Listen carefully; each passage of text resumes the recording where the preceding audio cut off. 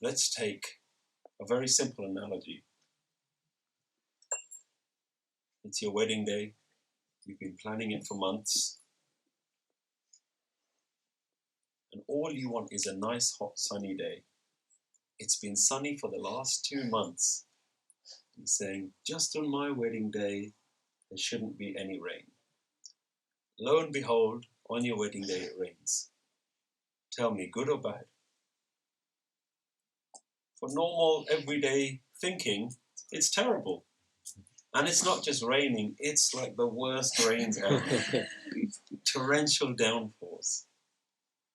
Flooding. Good or bad? Not good, is it? How are you going to get anywhere? Now, 1 mile up the road from your house is a farm.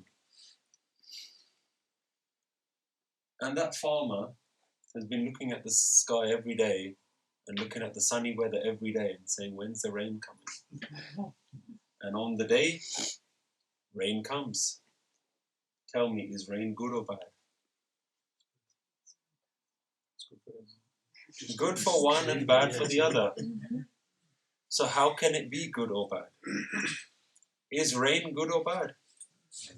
It's indifferent. It's indifferent to your circumstances. When the rain needs to rain, it'll rain. When it needs to be sunny, it'll be sunny. It's completely indifferent to your own circumstances. Who's the rain going to listen to? Both of you, the farmer and the bride, are both praying to the same God. God, please don't let it rain. God, please let it rain. Both of you are doing your ardas. Both of you are doing your akhand parts. Don't let it rain, let it rain. Bichara Rab ki kare? What's God gonna do? So this way of thinking causes your problems. Now the bichari bride, she's going to be suffering. Not only is she going to be suffering, she's going to go and tell everyone, oh, I've got such bad luck. Telling everyone, oh, it's such a bad day. Raining, didn't get to the Gurdwara on time, it's flooding, all that kind of stuff. And on the same day, the farmer is going out handing out laddus to everyone. What a great day. What a great day. Something doesn't have to be good just because everyone agrees it's good. And something isn't bad just because everyone agrees it's bad. Yeah. What the universe does is completely indifferent to your opinion of the universe. And that's literally all it is our opinions of the universe. First, we need to understand that if we can accept natural calamities as we can't do anything about it, then we have to see all circumstances in life in that same way.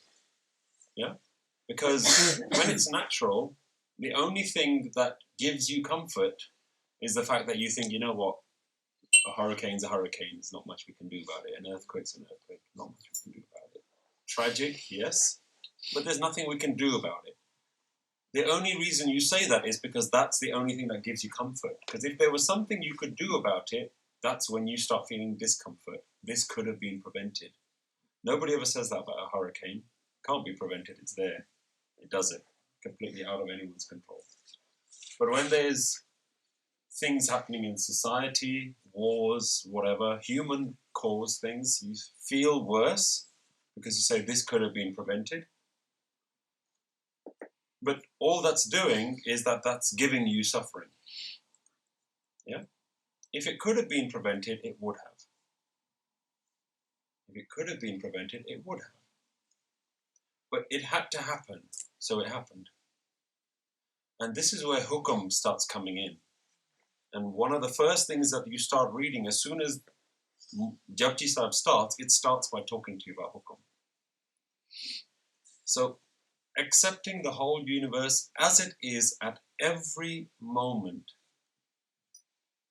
as being ultimately, supremely, divinely perfect. Everything. Everything is perfect, all the time. That's a very difficult thing for your mind to comprehend. Okay, let's give a simple analogy. You got an infestation of some bug in your house. You call a bug exterminator. The guy turns around and says, there must be 100,000 of these. So yeah, all right, how much is it going to cost? So for £50. All right, I'll come and do it. Comes in, so I'm not going to be here. Just come in, does a spray, whatever, and all the insects are dead. So all right, thank you very much. Here's your £50. How much has it affected you? Zero. 100,000 human beings die in a tragedy that couldn't be controlled. How much does it affect you? A lot. 100,000 people die by a human tragedy that could have been prevented. How much does it affect you? What's the difference? The only difference is there's somebody of your own kind dying. And your own kind, because you identify yourself as human being and you don't identify with the insects. 100,000 insects die, you're indifferent to it. The universe is indifferent to it. If 100,000 human beings die, you're affected by it. The universe is indifferent to it. Because the universe isn't doing it to you. It's doing it to itself. When you cut your nails, throw your nails in the bin. How much does it affect you?